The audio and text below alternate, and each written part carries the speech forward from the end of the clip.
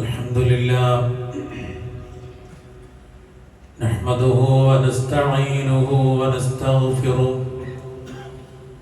ونستهديه ونؤمن به ونتوكل عليه ونعوذ بالله من شرور أنفسنا ومن سيئات أعمالنا من يهده الله فلا مضل له ومن يضلل فلا هادي له أشهد أن لا إله إلا الله وحده لا شريك له وأشهد أن محمدا عبده ورسوله أرسله بالهدى ودين الحق ليظهره على الدين كله ولو كره المشركون اللهم صل على محمد وعلى آل محمد كما صليت على إبراهيم وعلى آل إبراهيم إنك حميد مجيد اللهم بارك على محمد وعلى آل محمد كما باركت على إبراهيم وعلى آل إبراهيم إنك حميد مجيد أما بعد فإن خير الكلام كلام الله وخير السنن سنن محمد صلى الله عليه وسلم وشر الأمور محدثاتها وكل محدثة بدعة وكل بدعة ضلالة وكل ضلالة في النار يا أيها الذين آمنوا اتقوا الله حق تقاته ولا تموتن إلا وأنتم مسلمون يا أيها الذين آمنوا اتقوا الله وقولوا قولا سديدا يصلح لكم أعمالكم ويغفر لكم ذنوبكم ومن يطع الله ورسوله فقد فاز فوزا عظيما أعوذ بالله من الشيطان الرجيم الذين ينفقون في السراء والضراء والكاظمين الغيظ والعافين عن الناس والله يحب المحسنين. സ്നേഹമുള്ള സത്യവിശ്വാസികളെ സത്യവിശ്വാസിനികളെ, സർവശക്തനായ അള്ളാഹുവിൻ്റെ വിധിവിലക്കുകൾ ജീവിതത്തിൽ പ്രാവർത്തികമാക്കി സൂക്ഷ്മതയോടുകൂടെ ജീവിക്കണമെന്ന് ആദ്യമായി എന്നോടും നിങ്ങളോടും ഓർമ്മപ്പെടുത്തുകയാണ്, വസിയത്ത് ചെയ്യുകയാണ്. നമ്മുടെ ജീവിതത്തിൽ നമ്മുടെ അമലുകൾ നമ്മൾ അറിയാതെ നശിച്ചു പോകുന്ന, ഇല്ലാതെയായി പോകുന്ന ഒരു ദുഷിച്ച സ്വഭാവം നമ്മളിലുണ്ട്. പലപ്പോഴും അതിനെ ഒഴിവാക്കണമെന്ന് നാം ആഗ്രഹിക്കുമ്പോഴും വീടകങ്ങളിലും ചുറ്റുപാടുകളിലും നമ്മുടെ സുഹൃത്തുക്കളോടും മറ്റുമൊക്കെ ഇടപഴകുമ്പോൾ അറിഞ്ഞോ അറിയാതെയോ വളരെ മോശമായ ഈ ഒരു പെരുമാറ്റ രീതി നമ്മളിൽ വരാറുണ്ട്.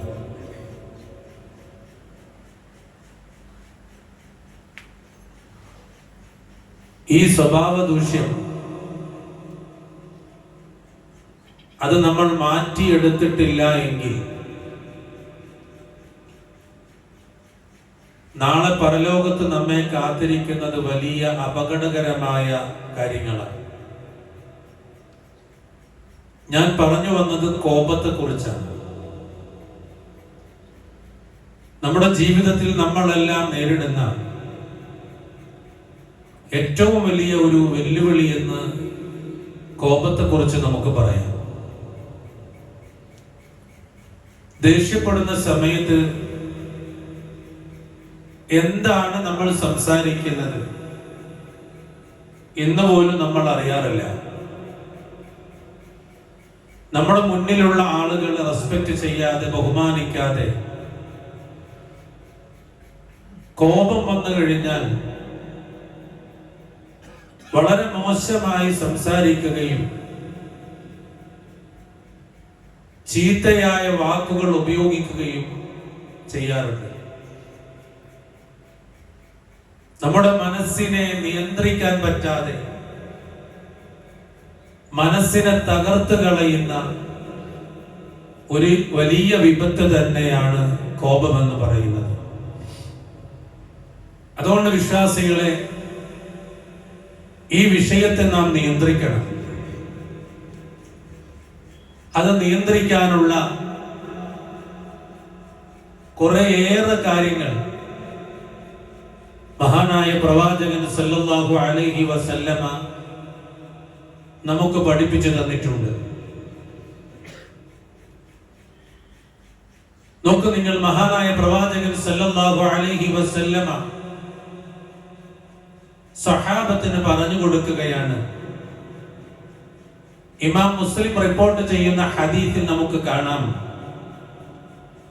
അൻ അബ്ദുല്ലാഹി ബിൻ മസ്ഊദ് റളിയല്ലാഹു അൻഹു ഖാല قال رسول الله صلى الله عليه وسلم فما تعدون السرعة فيكم قال قلنا الذي لا يسرعه الرجال قال ليس بذلك ولكنه الذي يملك نفسه عند الغضب. അബ്ദുല്ലാഹി ഇബ്നു മസ്ഊദ് റളിയല്ലാഹു അൻഹുവിൽ നിവേദനം, നബി സല്ലല്ലാഹു അലൈഹി വസല്ലം പറഞ്ഞു, നിന്റെ കൂട്ടത്തിൽ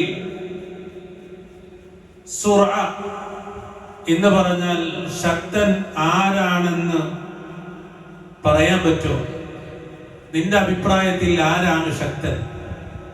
പ്രവാചകൻ സല്ലല്ലാഹു അലൈഹി വസല്ലം ചോദിക്കണം. ഖുൽനാ, ഞങ്ങളെല്ലാവരും പറഞ്ഞു, അല്ലദീ ലാ യസ്റഉഹു അർരിജാൽ, പുരുഷന്മാർക്ക് തോൽപ്പിക്കാൻ പറ്റാത്തവൻ, അവനാണ് ശക്തൻ. അപ്പൊ നബി സല്ലല്ലാഹു അലൈഹി വസല്ലം പറഞ്ഞു, ഖാല ലൈസ ബിദാലിക്, അല്ല, അതല്ല ശക്തൻ. വലാകിന്നഹു അല്ലദീ യംലികു നഫ്സഹു ഇൻദൽ ഗളബ്, മറിച്ച് കോപമുണ്ടാകുമ്പോൾ തന്റെ മനസ്സിനെ നിയന്ത്രിക്കുന്നവനാണ് ശക്തൻ എന്ന ഹബീബുന റസൂലുള്ളാഹി സ്വല്ലല്ലാഹു അലൈഹി വസല്ലം. അവിടെയാണ് നമ്മൾ പരാജിതം. നമ്മൾ പറയാറുണ്ട്, എനിക്ക് കോപം വന്നാൽ, ദേഷ്യം വന്നാൽ എന്നെ പിടിച്ചാൽ കിട്ടൂല, അതുകൊണ്ട് എന്നെ ദേഷ്യപ്പെടുത്തരുത് എന്ന് നമ്മൾ വാചാലമായി പറയാറുണ്ട്.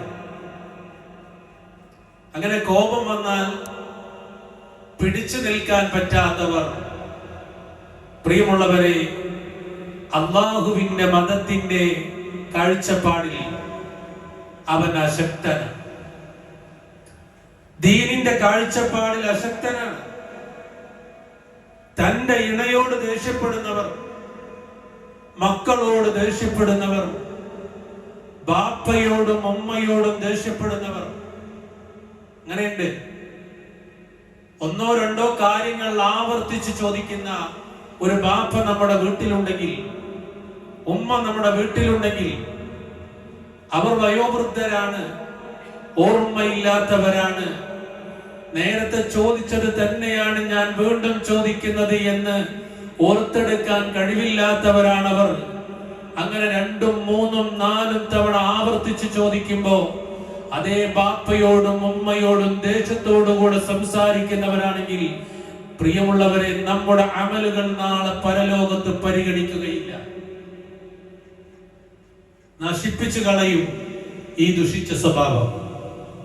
അതാണ് പ്രവാചകൻ പറഞ്ഞത്, മസിൽ പവർ ഉള്ളവനല്ല ശക്തൻ, തന്റെ സഹോദരന്റെ ശക്തി കൊണ്ട് കീഴ്പ്പെടുത്തിയവനല്ല ശക്തൻ, മറിച്ച് കോപം വരുന്ന സമയത്ത് ഒതുക്കി നിർത്താൻ തന്റെ ശരീരത്തെയും നാവിനെയും വർത്തമാനത്തെയും സംസാരത്തെയും ഒതുക്കി നിർത്താൻ കഴിവുള്ളവനാണ് ശക്തൻ എന്ന് ഹബീബുനാ റസൂലുള്ളാഹി സ്വല്ലല്ലാഹു അലൈഹി വസല്ലം. ഈ വിഷയം ഇന്ന് ഈ വെള്ളിയാഴ്ച നിങ്ങൾ കേൾക്കുമ്പോ, പ്രിയമുള്ളവരെ, ഏത് കാറ്റഗറിയിലാണ് ഞാനും നിങ്ങളും ഉള്ളത് എന്ന് പരിശോധിക്കണം. ഏത് കാറ്റഗറിയിലാണ്? നമുക്ക് കോപത്തിന്റെ സ്വഭാവത്തെ കുറിച്ചും അത് നിയന്ത്രിക്കാൻ ഇസ്ലാം നിർദ്ദേശിക്കുന്ന മാർഗങ്ങളെ കുറിച്ചും, നമ്മുടെ ജീവിതത്തിൽ സമാധാനവും സ്നേഹവും വളർത്താൻ അവ എങ്ങനെ സഹായിക്കുമെന്നും ആ വിഷയത്തെ കുറിച്ച് ഇസ്ലാം പറഞ്ഞതിനെ ചർച്ച ചെയ്യാൻ നമ്മൾ അംഗീകരിക്കുമെങ്കിൽ, മഹാനായ പ്രവാചകൻ സല്ലല്ലാഹു അലൈഹി വസല്ലമയുടെ ഒരു വസിയ്യത്തുണ്ട്. عن أبي هريرة رضي الله عنه أن رجلا قال للنبي صلى الله عليه وسلم أوصني قال لا تغضب فردد مرارا قال لا تغضب.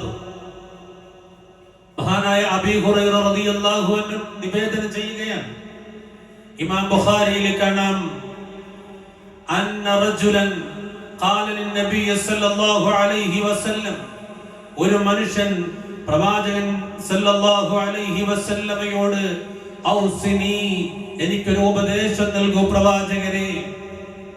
ഖാല, ഹബീബായ റസൂൽ മറുപടി പറഞ്ഞത്, ലാ തഗ്ളബ്, സഹോദരാ, നീ ദേഷ്യപ്പെട്ടു പോകരുത്. അദ്ദേഹം ആവർത്തിച്ച് ചോദിച്ചു, ഫറദ്ദദ മിറാറൻ, നബിയെ, എനിക്കും വീണ്ടും എനിക്ക് വസിയ്യത്ത് നൽകണം, ഉപദേശം നൽകണം എന്ന് ആവർത്തിച്ച് ചോദിച്ച മനുഷ്യനോട് ഹബീബായ റസൂൽ മറുപടി പറഞ്ഞത്, ലാ തഗ്ളബ്, ലാ തഗ്ളബ്, നീ ദേഷ്യപ്പെടരുത് എന്നാണ്. ഇതൊക്കെ നിങ്ങൾ തന്റെ ജീവിതത്തിൽ തന്റെ അമലുകളെ നഷ്ടപ്പെടുത്തുന്ന, തന്റെ പരലോകം വരെ നഷ്ടപ്പെടുത്താൻ കാരണമാകുന്ന ഒരു വിഷയത്തെ സംബന്ധിച്ച് ഗൗരവമായി ഹബീബായ റസൂൽ സല്ലല്ലാഹു അലൈഹി വസല്ലം ഒരു മനുഷ്യന് ഉപദേശം നൽകുകയാണ്. അത്രമേൽ ഗൗരവമാണ് കോപം എന്ന് പറയുന്നത്. അല്ലാഹു നമ്മെ കാത്തുരക്ഷിക്കുമാറാകട്ടെ. നിയന്ത്രിക്കാൻ കഴിയണം. അത് നിയന്ത്രിക്കാത്തതിന്റെ പേരിൽ കുടുംബ ബന്ധങ്ങൾ തകർന്ന് തരിപ്പണമായിട്ടുണ്ട്. ഉപ്പയെ കാണുന്നത് മക്കൾക്ക് വലിയ പ്രയാസമാണ്, ഉപ്പയോട് സംസാരിക്കുന്നത് പ്രയാസമാണ്. അതുകൊണ്ട് തന്നെ ഉപ്പയും മക്കളും അകലുകയാണ്. അവരോട് സംസാരിക്കേണ്ടുന്ന രീതിയുണ്ട്. ഓരോ ഘട്ടത്തിലും നമ്മുടെ മക്കളെ അറിഞ്ഞുകൊണ്ട് സംസാരിക്കണം, ഇണയെ അറിഞ്ഞുകൊണ്ട് സംസാരിക്കണം, സുഹൃത്തുക്കളെ അറിഞ്ഞുകൊണ്ട് സംസാരിക്കണം, കമ്മിറ്റികളിൽ മാന്യമായി സംസാരിക്കണം. ഇവിടൊക്കെ സംസാരിച്ചിട്ടില്ലെങ്കിൽ അവിടെയെല്ലാം നാം അറിയാതെ മറ്റുള്ളവർ നമ്മെ വെറുക്കും. അല്ലാഹു നമ്മെ കാത്തുരക്ഷിക്കുമാറാകട്ടെ. കഴിഞ്ഞില്ല, നബി സല്ലല്ലാഹു അലൈഹി വസല്ലം വീണ്ടും പറയുന്നു, എത്ര ഹദീസുകളാണെന്നറിയോ, എത്ര ഹദീസുകളാ, കോപിക്കരുത്. അബീ ഹുറൈറ റളിയല്ലാഹു അൻഹു പറയാൻ, ഖാല ജാഅ റജുലുൻ ഇല നബി സല്ലല്ലാഹു അലൈഹി വസല്ലം ഫഖാല അല്ലിംനി ഷൈഅൻ വലാ തുക്ഫിർ അലയ്യ ലഅല്ലി അഈഹ് ഖാല ലാ തഗ്ളബ് ഫറദ്ദദ ദാലിക മിറാറൻ കുല്ലു ദാലിക യഖൂലു ലാ തഗ്ളബ്. ഇമാം അബൂ ഹുറൈറ റളിയല്ലാഹു അൻഹു നിവേദനം, ഒരു മനുഷ്യൻ പ്രവാചകൻ സല്ലല്ലാഹു അലൈഹി വസല്ലമയുടെ അടുത്ത് വന്നിട്ട് പറഞ്ഞു, എനിക്ക് എന്തെങ്കിലും പഠിപ്പിക്കൂ, അല്ലിംനി ശൈആ, നബിയെ എനിക്ക് എന്തെങ്കിലും ഒന്ന് പഠിപ്പിച്ചു തരൂ, വലാ തുക്സിർ അലയ്യ ലഅല്ലി അഇ, പക്ഷേ അധികം പറയരുത്, ഒരുപക്ഷേ ഞാൻ അത് ഗ്രഹിക്കും. ഖാല ലാ തഗ്ളബ്, ഹബീബായ റസൂൽ മറുപടി കൊടുക്കുന്നു, ലാ തഗ്ളബ്, സഹോദരാ നീ ദേഷ്യപ്പെടരുത്. ഫറദ്ദദ ദാലിക മിറാറൻ കുല്ലു ദാലിക യഖൂൽ, ഇത് പലതവണ അങ്ങനെ ആവർത്തിക്കാൻ. വീണ്ടും നബി സല്ലല്ലാഹു അലൈഹി വസല്ലമ പറയാണ്, ലാ തഗ്ളബ്, നീ കോപിക്കരുത്. ആ മനുഷ്യരെ മനസ്സിലാക്കിക്കൊണ്ടാണ് റസൂൽ പറയുന്നത്. അവരിൽ ആ സ്വഭാവം ഉണ്ടെന്നറിയുന്ന റസൂൽ അവരെ ഉപദേശിച്ച് നേർവഴിയിലേക്ക് കൊണ്ടുവരികയാണ്. പഠിപ്പിക്കണേ നബിയെ എന്ന് പറയുമ്പോ അവരുടെ ജീവിതത്തിലുള്ള, അവരുടെ പെരുമാറ്റത്തിലുള്ള ഒരു വിഷയത്തിന്റെ ഗൗരവം പറഞ്ഞു കൊടുക്കുകയാണ് ഹബീബായ റസൂൽ സല്ലല്ലാഹു അലൈഹി വസല്ലം. ഇനി നിങ്ങൾക്ക് കേൾക്കണോ? നബി സല്ലല്ലാഹു അലൈഹി വസല്ലമ പറയുന്നു, കോപം തിന്മകളെ ഒരുമിച്ച് കൂട്ടുന്നു. അൻ ഹുമൈദ് ഇബ്നു അബ്ദുറഹ്മാൻ അൻ റജുൽ മിൻ അസ്ഹാബിൻ നബി സല്ലല്ലാഹു അലൈഹി വസല്ലം ഖാല ഖാല റജുൽ യാ റസൂലല്ലാഹ് ഉസ്നി ഔസിനി ഖാല ലാ തഗ്ളബ് ഖാല ഖാല الرجل ففكرت حين قال النبي صلى الله عليه وسلم ما قال فإذا الغضب يجمع الشر كله. ഇമാം അഹ്മദ് റിപ്പോർട്ട് ചെയ്യുന്ന ഹദീസാണ്. ഹുമൈദ് ഇബ്നു അബ്ദുറഹ്മാനിൽ നിന്ന് പ്രവാചകൻ സല്ലല്ലാഹു അലൈഹി വസല്ലം ഒരു സഹാബിയിൽ നിന്ന് ഉദ്ധരിക്കപ്പെട്ട ഒരു ഹദീസ് ഇപ്രകാരമാണ്. ഒരു മനുഷ്യൻ പറഞ്ഞു, അല്ലാഹുവിന്റെ ദൂതരെ, എനിക്ക് ഉപദേശം നൽകുക.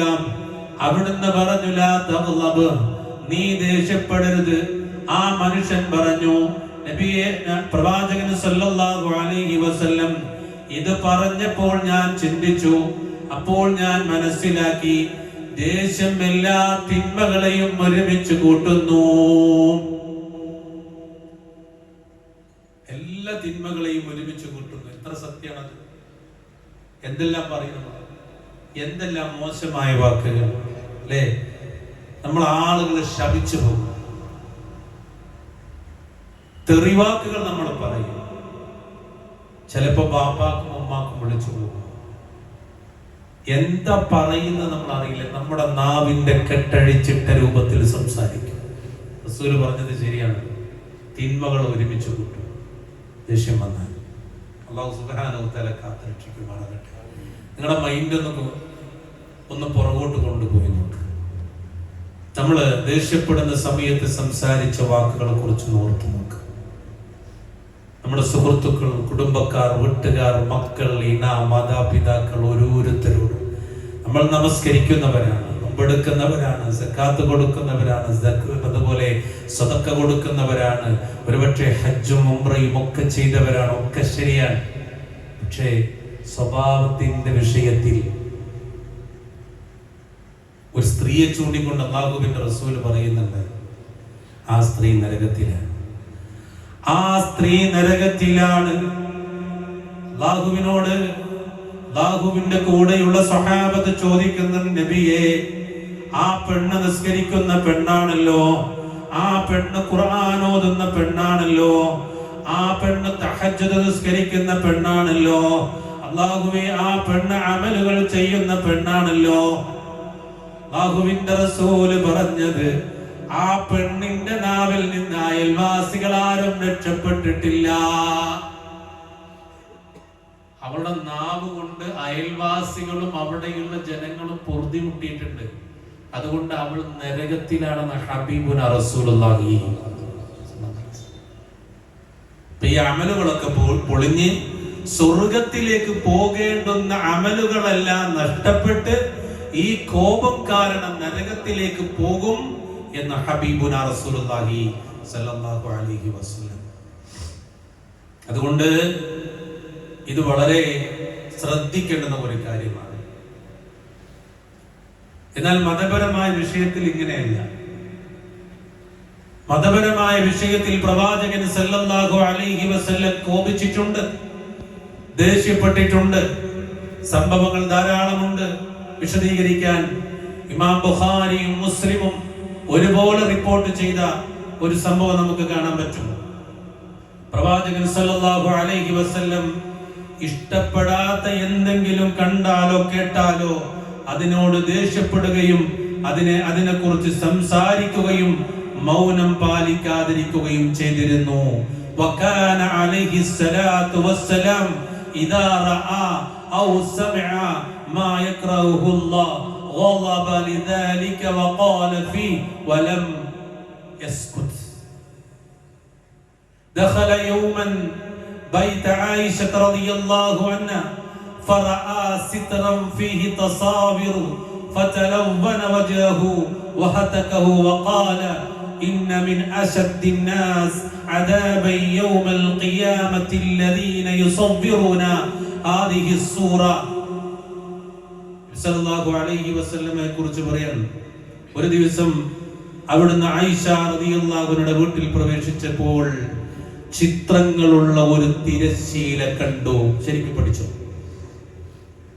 അവിടുത്തെ മുഖം ദേഷ്യത്താൽ മാറുകയും അവിടുന്ന് ആ തിരശ്ശീല കീറുകയും ചെയ്തു.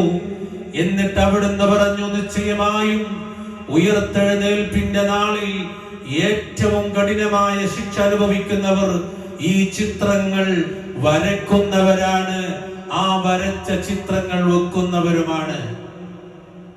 അവിടെ റസൂൽ നിന്നിട്ടില്ല, മയപ്പെട്ടിട്ടില്ല. ആരോടാ പറഞ്ഞത്? ആയിഷ ബീവിയോട്. ഏറെ ഇഷ്ടമുള്ള പെണ്ണിനോട്, ഏറെ സ്നേഹിച്ച ആയിഷ റളിയല്ലാഹു അൻഹയോട്, നമ്മുടെ ഉമ്മയോട് അല്ലാഹുവിന്റെ റസൂൽ അത് ബോധ്യപ്പെടുത്തി.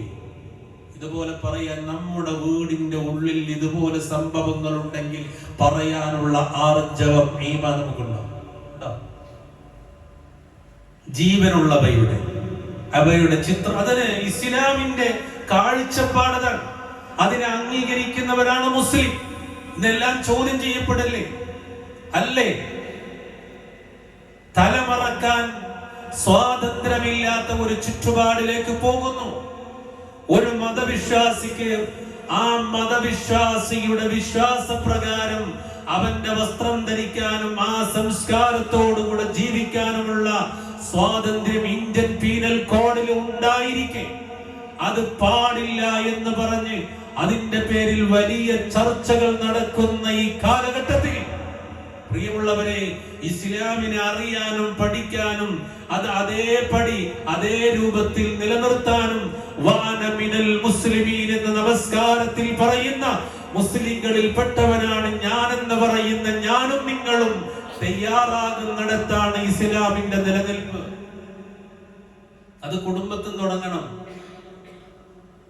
വീടിന്റെ അകത്തളങ്ങളിൽ വീടിലേക്ക് കയറി ചെല്ലുമ്പോ, അതുപോലെ വീടിന്റെ ഹാളുകളിലും റൂമുകളിലും അവിടെയെല്ലാം ഷെൽഫുകളിൽ നല്ല മനോഹരമായ ഫോട്ടോകൾ കാണാം. ഭംഗിയുള്ള ഫോട്ടോകൾ അതെല്ലാം വൃത്തിയായി ഷെൽഫുകളിൽ വെച്ചതായി കാണാം. പ്രിയമുള്ളവരെ, ഹബീബായ റസൂല് കണ്ടപ്പോ മതപരമായ വിഷയത്തിൽ അല്ലാഹുവിന്റെ റസൂൽ അങ്ങനെ പറഞ്ഞിട്ടുണ്ടെങ്കിൽ, പ്രിയപ്പെട്ട ഉപ്പമാരെ, പ്രിയപ്പെട്ട സഹോദരങ്ങളെ, പ്രിയപ്പെട്ട ചെറുപ്പക്കാരെ, ഇത് ഇസ്ലാമിന്റെ നിലപാടാണ്. ആ നിലപാട് സ്വീകരിക്കുന്നവരാണോ എങ്കിൽ ആ നിലപാടുമായി മുന്നോട്ട് പോകണം. അവിടെ ദേഷ്യപ്പെടേണ്ടി വന്നാൽ ആ ദേഷ്യപ്പെടൽ ഇസ്ലാമിന് വേണ്ടിയുള്ളതാണ്. കഴിയണം നമുക്ക്.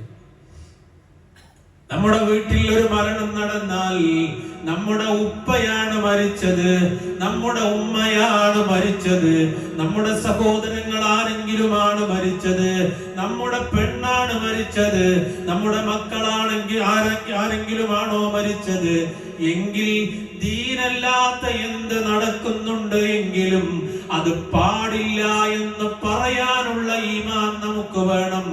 സമൂഹത്തെയല്ല പേടിക്കേണ്ടത്, ജനങ്ങളെയല്ല പേടിക്കേണ്ടത്, അയൽവാസികളെയല്ല പേടിക്കേണ്ടത് റബ്ബിനെയാണ്. അതുകൊണ്ട് ആ റബ്ബിന്റെ മതത്തിന്റെ ആദർശത്തെ നിലനിർത്താൻ അവിടെ കർശനമായി പറയേണ്ടിടത്ത് കർശനമായി പറയണം. ഏത് രൂപത്തിലാണോ പറയേണ്ടത് അതേ രൂപത്തിൽ പറയണം. അതിനുള്ള അധികാരമുള്ളവരാണോ എങ്കിൽ ആ അധികാരമുള്ളവർ അത് പറയണം. അതാണ് ദീന്, അതാണ് ഈമാന്, അതാണ് ഇസ്ലാമിന്റെ ഐഡന്റിറ്റി, അതാണ് മുസ്ലിം എന്ന് പറയുന്നവർ. അതാ റസൂൽ സല്ലല്ലാഹു അലൈഹി വസല്ലം പറഞ്ഞത്. എന്നാൽ വ്യക്തിപരമായ കാര്യത്തിലാണെങ്കിലോ റസൂൽ സല്ലല്ലാഹു അലൈഹി വസല്ലം കോപിച്ചിട്ടില്ല. ഇല്ല, വ്യക്തിപരമായ വിഷയത്തിൽ അല്ലാഹു റസൂൽ കോപിച്ചിട്ടില്ല. ആ ചരിത്രം പറയുന്നുണ്ട്. വിഷയങ്ങൾ നമുക്ക് ധാരാളം പറയാനുണ്ട്, ഇൻഷാ അല്ലാഹ് നമുക്ക് വിശദീകരിക്കാം. അതുകൊണ്ട് ഇന്നത്തെ ഖുതുബ കേട്ട് ഒന്ന് വിലയിരുത്തുക. നമ്മൾ സംസാരിച്ച് തുടങ്ങി കുറച്ചങ്ങ് കഴിയുമ്പോഴേക്കും ഇതങ്ങ് വരും, നമ്മുടെ ഒരു അല്ലേ പിടിച്ച കിട്ടാത്ത രൂപത്തിൽ. പിന്നെ കുറച്ച് കഴിഞ്ഞാൽ പിന്നെ അടിയും തൊഴിയും വലിയ ബഹളങ്ങളൊക്കെ ആയിട്ട് മാറും. അള്ളാഹു കാത്തുരക്ഷിക്കുമാറാകട്ടെ. അതുകൊണ്ട് ഒരു മുസ്ലിം ഈ വിഷയത്തെ ഒഴിവാക്കുക. എത്ര തവണ അല്ലാഹു റസൂൽ പറഞ്ഞ അതൊരു വലിയ വിഷയമാണ്. വെറുത്തു പോകും. എത്ര സൗന്ദര്യവും സമ്പത്തും സൗകര്യം ഉണ്ടായിട്ട് കാര്യമില്ല. നമുക്കിടയിലെ വെറുപ്പിന്റെ ഒന്നാമത്തെ കാരണം ഈ ദേഷ്യമാണ്. പരിഗണന ഉണ്ടാവില്ല. അത്രക്കാർക്ക് പരിഗണിക്കണം പ്രിയമുള്ളവരെ. അതിനെ അല്ലാഹുവിന്റെ റസൂൽ ചില മാർഗങ്ങളൊക്കെ പറഞ്ഞു തന്നിട്ടുണ്ട്. അങ്ങനെ വന്നാൽ എന്താ ചെയ്യേണ്ടത് ഇൻഷാ അല്ലാഹ് നമുക്ക് വിശദീകരിക്കാം. അതുകൊണ്ട് ഇതൊന്ന് വിലയിരുത്തി മുന്നോട്ട് പോവുക. അല്ലാഹു സുബ്ഹാനഹു വ തആല അതിനെ തൗഫീഖ് ചെയ്യുമാറാകട്ടെ.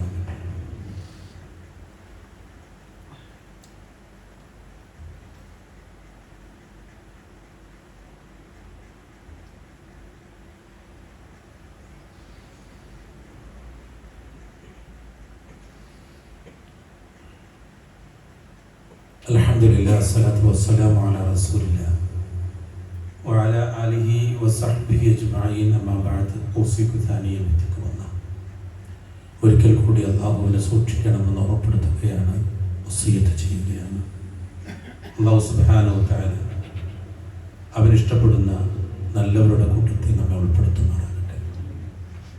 നമ്മുടെ മനസ്സിൽ ആർദ്രതയുണ്ടാകണം, കാരുണ്യമുണ്ടാകണം, ദയ ഉണ്ടാകണം.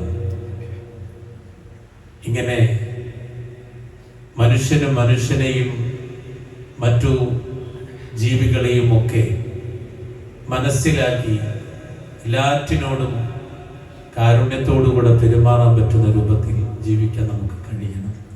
അതിനൊരു ആസ്വാദനമുണ്ട്, അതിനൊരു സുഖമുണ്ട്, യാതൊരു സംശയം അക്കാര്യത്തിലില്ല. കഴിഞ്ഞ 1-2 ദിവസങ്ങളിൽ ഒരുപക്ഷെ നിങ്ങൾക്കൊക്കെ അത് ചെയ്താൽ ഗുണകരമാണ്. പെയിൻ ആൻഡ് പാലിയേറ്റീവിന്റെ വോളണ്ടിയറായിട്ട് പോകാനുള്ള അവസരം കിട്ടും. അങ്ങനെ പോയ പല വീടുകളിലും മാരകമായ രോഗങ്ങളുള്ള വീടുകളാണ് പല വീടുകളും. സന്ദർശിച്ച വീടുകളിൽ 80% വീടുകളിൽ ക്യാൻസർ രോഗികളാണ്.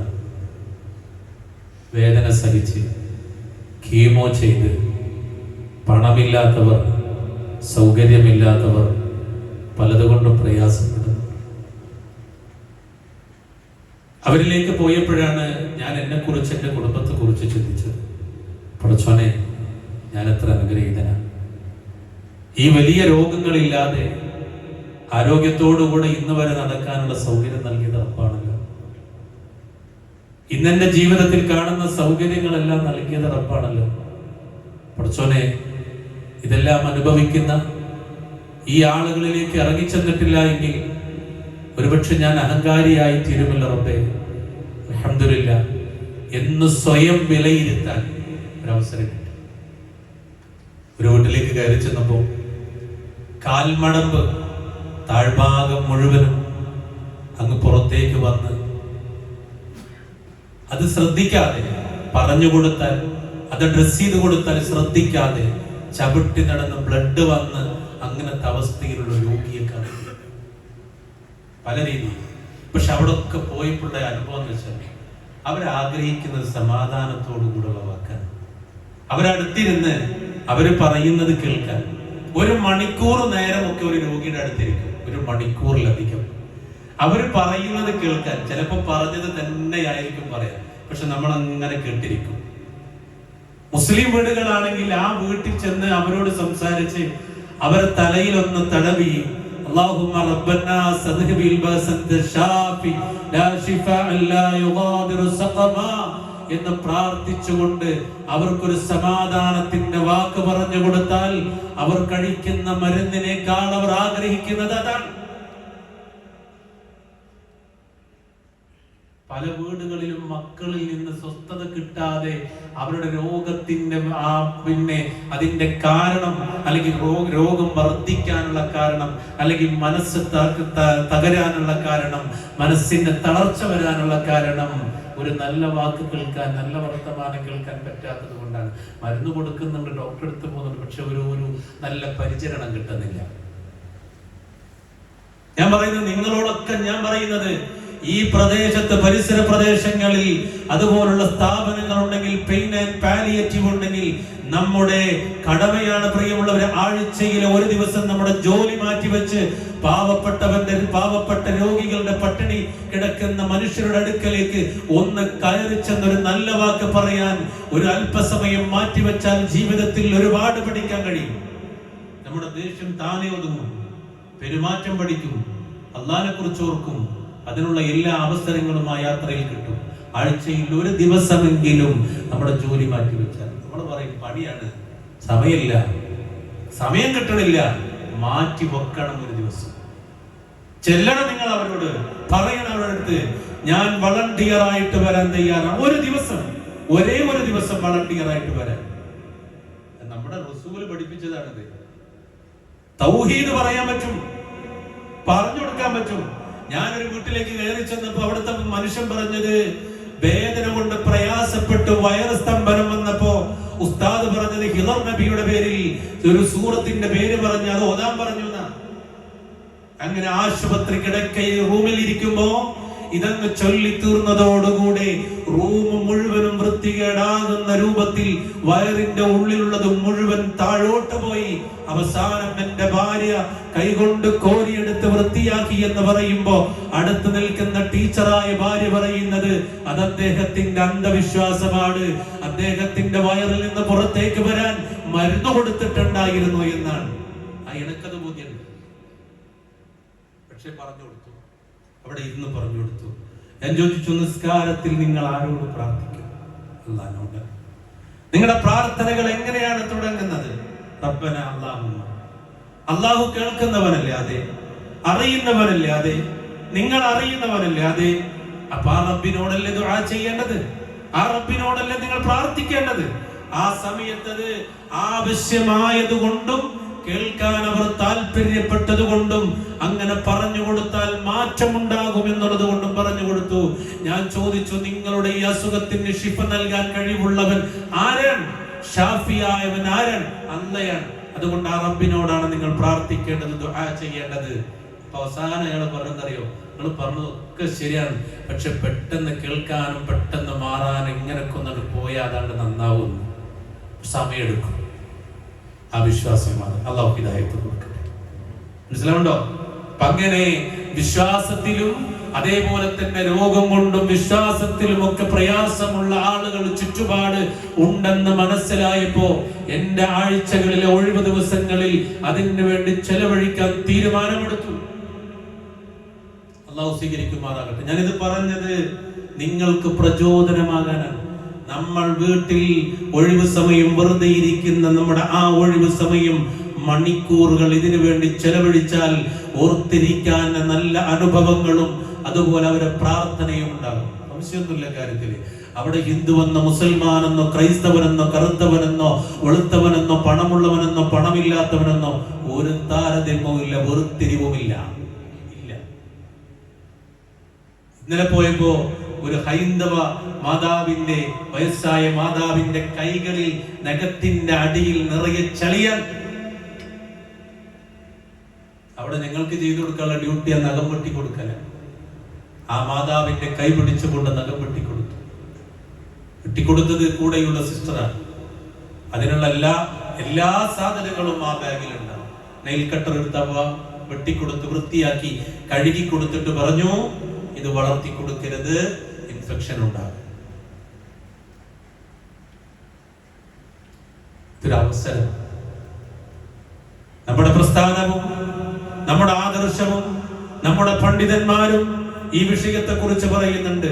അതുകൊണ്ട് ഒഴിവു സമയങ്ങളിൽ നമ്മുടെ ചുറ്റുപാടുകളെ, നമ്മുടെ അയൽവാസികളെ ഒക്കെ അറിയാനും മനസ്സിലാക്കാനും ഉൾക്കൊള്ളാനും നമ്മൾ ഇറങ്ങുക. അവിടെ പോയാൽ നമുക്ക് മനസ്സിലാകും കിറ്റ് കൊടുക്കേണ്ടവരുണ്ട് എങ്കിൽ ഒരു കിറ്റ് നമ്മുടെ പണം കൊണ്ട് വാങ്ങിച്ച് അരിയും ചായപ്പൊടിയും പഞ്ചസാരയും അതുപോലെ തന്നെ ആവശ്യമുള്ളതെല്ലാം ഒരു കിറ്റായിട്ട് മേടിച്ച് അവരുടെ വീട്ടിലേക്ക് കയറി ചെല്ലുമ്പോൾ അവരറിയാതെ പറഞ്ഞു പോകുന്ന പ്രാർത്ഥനകളുണ്ട്. ആ പ്രാർത്ഥനകളാണ് നമ്മുടെ ജീവിതത്തിൽ സുരക്ഷിതത്വം. അല്ലാഹു തൗഫീഖ് ചെയ്യട്ടെ. മനസ്സിലായില്ലേ? ഇതൊക്കെ ചെയ്താൽ നമ്മുടെ മനസ്സ് ശരിക്കും ശാന്തമാണ്. നല്ല മനസ്സാണ്, ആരോടും കോപിക്കില്ല. എങ്ങനെ വന്നാലും നമ്മുടെ മനസ്സിങ്ങനെ ആ ഒരു ശാന്തതയുടെ ഒരു സമാധാനത്തിന്റെ ആ ഒരു ഫോർമുല നമ്മുടെ മനസ്സിലുണ്ടാവും. ഇറങ്ങണങ്ങൾ ഓരോരുത്തരും അല്ലാഹു തൗഫീഖ് ചെയ്യുമാറാകട്ടെ. ഇൻഷാ അല്ലാഹ് ഞാൻ ആമുഖമായി ഓതി വെച്ച ആ ഒരു ആയത്തും കൂടെ ഓർമ്മപ്പെടുത്തിക്കൊണ്ട് അത് അവസാനമായത് അതും കൂടെ ഓർമ്മപ്പെടുത്തുകയാണ്. സൂറത്ത് ആല ഇംറാനിലെ 134-ാമത്തെ ആയത്ത് അല്ലാഹ് പറയാൻ, അല്ലദീന യുൻഫിഖൂന ഫിസ്സറാഇ വല്ലറാഇ വൽകാദിമീനൽ ഗൈദ വൽആഫീന അനിന്നാസ് അല്ലാഹു യുഹിബ്ബുൽ മുഹ്സിനീൻ. സന്തോഷാവസ്ഥയിലും വിഷമാവസ്ഥയിലും ദാനധർമ്മങ്ങൾ ചെയ്യാം. ഉള്ളപ്പോൾ മാത്രമല്ല, ഇല്ലാത്തപ്പോൾ ഇല്ലാത്ത അവസ്ഥയിലും നമ്മൾ കൊടുക്കണം. ആവശ്യക്കാർക്ക് കൊടുക്കണം. എത്രത്തോളം നമ്മുടെ മനസ്സ് സന്തോഷിക്കുന്ന അറിയോ? കഴിയണം നമുക്ക്. ഞാൻ വിശദീകരിക്കുന്നില്ല. അതേപോലെ പറയാൻ, അതേപോലെ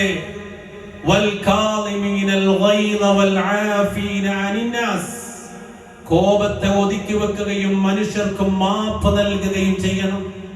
ആരാ തെറ്റ് ചെയ്യാത്തവർ? കുടുംബങ്ങൾ തെറ്റ് ചെയ്തവരാൻ, സഹോദരങ്ങൾ തെറ്റ് ചെയ്തവരാൻ. ഇതിനെന്താ പറയാ? ഓൻ എന്നെ വിളിക്കാറില്ല, അതുകൊണ്ട് ഞാൻ അങ്ങോട്ടും പോകാറില്ല. വിഡ്ഢിത്തം. അത് ദീനിന്റെ സംസ്കാരമല്ല. പിന്നെ ദീനിന്റെ സംസ്കാരം എന്താ? അവൻ എന്നെ വിളിച്ചില്ല, അവൻ എന്റെ അടുത്തേക്ക് വന്നില്ല, പക്ഷേ ഞാൻ അവനെ വിളിച്ചു, ഞാൻ അവന്റെ അടുത്തേക്ക് പോയി, ഞങ്ങൾക്കിടയിലുള്ള പ്രശ്നം തീർന്നു. അത് ഏട്ടനാകട്ടെ, അനിയനാകട്ടെ, ഏട്ടത്തിയാകട്ടെ, അനുജത്തിയാകട്ടെ, ആരുമാകട്ടെ, അങ്ങനെ പറയാൻ കഴിയണം. അതാണ് ആർദ്രതയുടെ അടയാളം. മനസ്സിലായില്ലേ? അതാ പറഞ്ഞത്, കോപത്തെ ഒതുക്കി വെക്കാനും ജനങ്ങൾക്ക് വിട്ടുകൊടുക്കാനും പുറത്തു കൊടുക്കാനും കഴിയണം.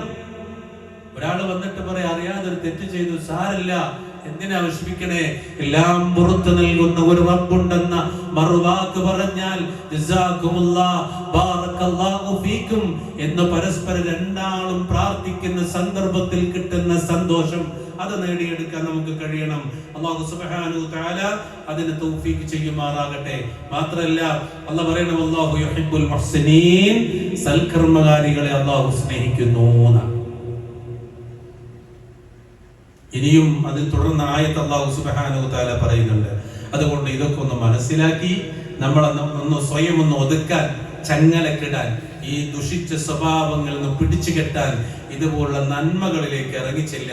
വെറുതെ സമയം കളയാതെ, സമയം നമ്മുടെ മുന്നിലില്ല, ഉള്ള സമയം നമ്മുടെ ജോലി ചെയ്യണം, കുടുംബത്തെ സ്നേഹിക്കണം, കുടുംബത്തോടൊപ്പം ഇരിക്കണം. ഇതൊക്കെ ഒന്ന് ഡിവൈഡ് ചെയ്തിട്ട് കുറച്ചൊക്കെ സമൂഹത്തിന് വേണ്ടി മാറ്റിവെച്ചാൽ ഇൻഷാ അല്ലാഹ് മരിച്ചു കിടക്കുമ്പോ മയ്യത്ത് നിസ്കരിക്കാനെങ്കിലും ആളുണ്ടാവും. അത് മതി. അത് മതി. ആളുകൾ ഓടിയെത്തും നമ്മുടെ അടുക്കലേക്ക്. ആ പ്രാർത്ഥന നമുക്ക് നാളെ പരലോകത്ത് കൂടാൻ മറ്റുള്ളതിനോടൊപ്പം തന്നെ ഇൻഷാ അല്ലാഹു സുബ്ഹാനഹു വ തആല തൗഫീഖ് ചെയ്യുമാറാകട്ടെ.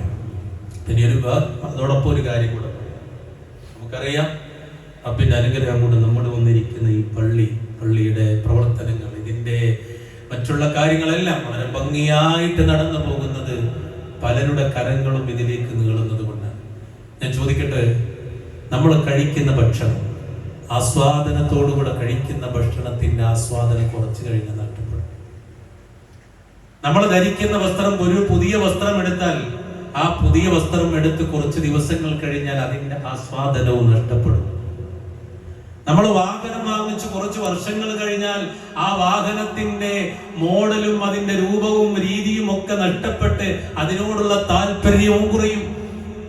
അങ്ങനെ ദുനിയാവിൽ നമ്മൾ എന്തൊക്കെ വാങ്ങിച്ചു കൂട്ടുന്നുണ്ടോ, ഒരു വീട് നിർമ്മിച്ചാൽ ആ വീടിന്റെ തുടക്കം അതിലിങ്ങനെ താമസിക്കുമ്പോ തരക്കടില്ല, കുഴപ്പമില്ല, ഉഷാറാണ് എന്ന് വന്നവരും കണ്ടവരും ഒക്കെ പറയും. പക്ഷെ കുറച്ചു കഴിഞ്ഞ് മോഡല് മാറിക്കഴിഞ്ഞാൽ നമ്മുടെ മനസ്സ് പറയും അങ്ങനെ ഒന്നായിക്കൂടെ, ഇത് പോരാ എന്ന് തോന്നിപ്പോകും, ആസ്വാദനം കുറയും. എന്നാൽ ഇന്ന് ജുമാ കഴിഞ്ഞിട്ട് അവിടെ പുറത്തു വെച്ചിരിക്കുന്ന ഈ പള്ളിയുടെ പരിപാലനത്തിന്റെ ആ പെട്ടിയിലേക്ക് ഇവിടുന്ന് ഇറങ്ങിപ്പോകുന്ന ആണും പെണ്ണും ഒരു 10 രൂപയുടെ 50-ന്റെ 100-ന്റെ 500-ന്റെ നോട്ടിട്ട് കൊടുത്താൽ അതിന്റെ ആസ്വാദനം ഒരിക്കലും നഷ്ടപ്പെടുകയില്ല. അത് ഖിയാമത്ത് നാളോളം ഈ ദുനിയാവിലും ആഖിറത്തിലും പരലോകത്തിലും അതാണ് അല്ലാഹു പറഞ്ഞ അല്ലദീന യുൻഫിഖൂന ഫിസ്സറാഇ വദ്ദറാ. പ്രിയമുള്ളവരെ, ഉള്ളപ്പോഴും ഇല്ലാത്തപ്പോഴും അള്ളാഹുവിന്റെ മാർഗത്തിൽ തുടർച്ചയായി കിട്ടുന്ന അവസ്ഥയിൽ കൊടുത്താൽ ആ ആസ്വാദനം നാളെ സ്വർഗം വരെ എത്തുമെന്നുള്ളതാണ്. അതുകൊണ്ട് ഇൻഷാ അല്ലാഹ് ഇന്ന് പള്ളിയിൽ നിന്ന് പുറം പോകുന്ന ആളുകൾ പള്ളിയിലേക്ക് വരുമ്പോൾ തന്നെ എന്തെങ്കിലും ഒന്ന് അല്ലാഹുവിന്റെ മാർഗത്തിൽ കൊടുക്കാൻ, അല്ലാഹ് നൽകിയെന്ന് കൊടുക്കാൻ പോക്കറ്റിലിട്ട് വന്ന് നീ തിരിച്ചു പോകുമ്പോ അങ്ങനെ കൊടുക്കാൻ നിങ്ങൾക്ക് കഴിയണം. അതല്ലാതെ ഒരു മാർഗം നമ്മുടെ മുന്നിലില്ല, ഒരു വരുമാന മാർഗം നമ്മുടെ മുന്നിലില്ല. പ്രിയമുള്ളവരെ, നമുക്ക് ഗുണം കിട്ടുന്ന ഒരു കാര്യം നിങ്ങളെ ഓർമ്മപ്പെടുത്തി എന്ന് മാത്രം. അതുകൊണ്ട് അത് സ്വീകരിക്കുക.